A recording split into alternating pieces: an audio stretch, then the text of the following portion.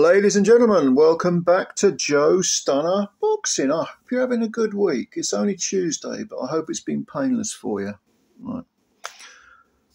If it has been painless, don't worry, because Saturday's on its way. And what is on Saturday? Dubois versus him, AJ. Now, there are some good fights on the undercard, and one of them is, I think this could be quite an entertaining little tear-up. It's between Cacace and Josh Warrington. Now, before I go any further, I should point out that Cacace is the IBF super-featherweight champ, but the title will not be on the line because the IBF, although they've given permission for Cacace to have this fight as a non-title fight, they're not going to strip him of his belt.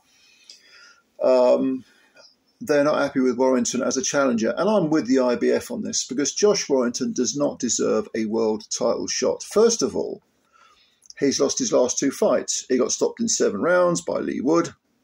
That was in October of 2023 last year. And then before that, Luis Alberto Lopez stopped him in, that was December 2022. He won a majority decision, Lopez did, over Warrington. And that was for the IBF featherweight belt. So Warrington's lost his last 2 and he's moved up to a new division. And suddenly he's got himself a title shot. I mean, this is, regardless of whether it's a cash out for Warrington, it sounds like it is to me. What's he done to deserve the title shot? He hasn't, and the IBF, I think, are quite right to say, no, we're not sanctioning this. You're not even in our rankings. Get the fuck out of it. But he's getting a big payday, and hopefully so is Cacace. I should point out that the IBO title is on the line, for what it's worth. Not many people take the IBO seriously. But anyway, let's talk about the fighters, because you've got Cacace at 35. Talk about an Indian summer of a career. He stopped Joe Cordina in 8 rounds. Cordina was unbeaten in 17 fights. So a fantastic win for Cacace. And Cordina in his previous fight hadn't looked very impressive. He's got some good wins on his record, Cordina, but he looked a bit weary at the weight, perhaps. But make no mistake about it, Cacace, he got this chance and he took it with both hands. Irish guy, Northern Irish, is from Belfast, like I say, 35 years old, 22 wins with 8 KOs and just the 1 defeat. Now, his 1 defeat was back in 2017 against Martin J. Ward for the British and Commonwealth titles, super feather titles. That's how far back you got to go, and you consider the strides he's made. He's had a very sort of stop-start career. He was out in the wilderness pretty much. I mean, he did have some good wins. Leon Woodstock, I think, was a good win. That was a unanimous decision over 12. He beat previously undefeated Sam Bowen. That was a split over 12. I'm going back to 20. Sam Bowen fight was in 2019, and the Woodstock fight was in 2021. So there have been periods of inactivity, and he's sort of, fiddled his way along, his career sort of trundling along, and then suddenly he gets the shot at Cordina. He takes it with both hands. He's southpaw. He's 5'10", which is quite tall for the weight, or is tall for the weight. Now compare that to Warrington. I don't need to go into too much detail with Warrington. He's 33 now, still 2 years younger than Cacace, but physically the miles on the clock with Warrington are an awful lot more. He is 3 inches shorter at 5'7". He's like I say, actually a 2-time former IBF champ. Had some great wins. Beat Lee Selby on points. Split decision. That was when he first won the IBF title. Beat Carl Frampton on a unanimous decision. He's got wins over Kiko Martinez. 2 wins over Kiko Martinez, a majority decision and a stoppage. And that stoppage was the 2nd time he won the IBF title. Patrick Hyland, if you go way, way back, that was a TKO in 9, I think. And, Kid Galahad, that was a great win, split decision win. Galahad thought he won, but the one big problem for him, the person who's seems to have his number, is Maurizio Lara, because during lockdown, that COVID thing, Lara came over as completely unheralded and knocked out Warrington. He knocked him flat in 9 rounds. That was his first defeat. And then they had a rematch. That defeat was in 2021, and I think the rematch was the same year, I want to say. but it was a technical draw after 2 rounds. Clash of heads. Warrington has always been very, very free and easy with his head. Let's put it that way. But he got a title shot against Kiko Martinez.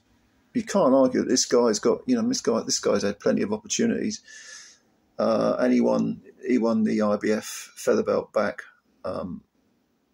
Yeah,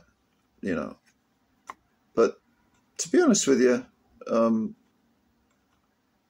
I mean, Warrington, he probably hits harder than his record suggests. Eight KOs in 31 wins. Now 3 defeats: Lara, Lopez, and Wood. 2 of them are by stoppage. He's got a draw. The technical draw that I mentioned is on the record as well. Has he outgrown the featherweight division at 33, or is this simply a case of, hey, I've got an opportunity at the higher weight, I'll go for it? So suddenly he's at 130. Will it make a big difference? Well, like I said, Cacace is... He's a southpaw, Warrington's orthodox, but Cacace is big with it. He's a career super feather. And he has, sometimes people mature as people, and therefore it affects their work. So if you're a boxer, suddenly you have that mature, more of a philosophical attitude. You're more confident within yourself. You've got experience, because, I mean, whatever you say about both these guys, they both got a lot of experience. I mean, Cacace's only had 23 fights. He turned pro back in 2012. So it's not like he's been, I mean, there have been periods of inactivity, but yeah, he's picked up some good experience. And Warrington, believe it or not, turned professional in 2009. So he's been a 15-year pro. So both these guys have experience. How's the fight going to go?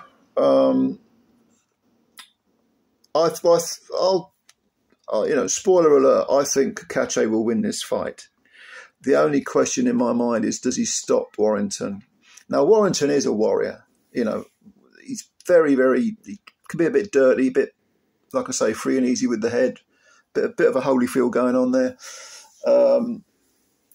But as a shorter man, he might come in and, look to put the head on him. I think Cacace was a revelation, to be honest with you, against Cordina. Even though Cordina hadn't looked good recently, looked a bit weary at the weight. Nevertheless, Cacace took his opportunity, and I like that. That was over in Riyadh, by the way.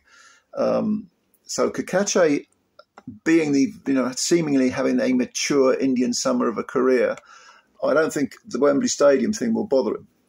And I don't think it will bother Warrington either, because he's fought in Elland Road, big event put on by Queensbury when he was promoted by Frank Warren. I just think that Cacace, although he's 2 years older chronologically, he's got less miles on the clock. I think that's number one. That'll work to his effect, to good effect. He's bigger, naturally bigger, and taller. And even though Warrington might use his lower height to spring up and pop the head on Cacace's a tough guy. He can take that. Maybe the ref will pay attention to what Warrington's doing. So I think he's bigger. Neither of these guys has got many KOs on their record, but having been stopped in his previous fight, and I know Lee Wood does bang hard, but you've got to ask yourself, how's that going to stick in? Is that going to stick in Warrington's head? Is he going to get flashbacks if Cacace catches him? Whichever way I slice and dice it, if I break it down into components, like I'm doing here, power, size, miles on the clock, I've got to lean towards Cacace.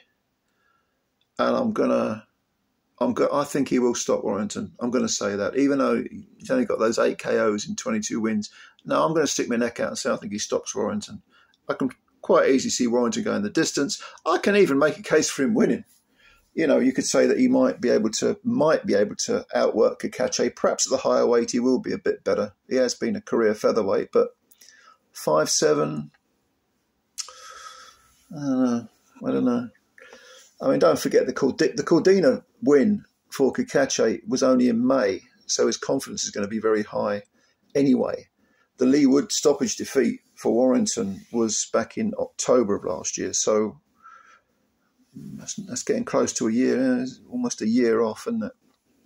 No, I go for Cacace. I think Warrington will be very competitive for certain rounds, but I can see Cacace using all his savvy and, toughness, innate toughness, and just that self-belief, that high confidence he must have from that Cordina victory.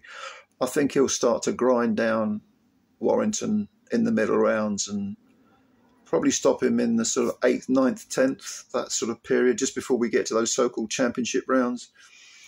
Yeah, I think Cacace beats Warrington. I'm going for the stoppage. Yeah, like I say, 8, 9, 10, that sort of period of the fight. But what do you think?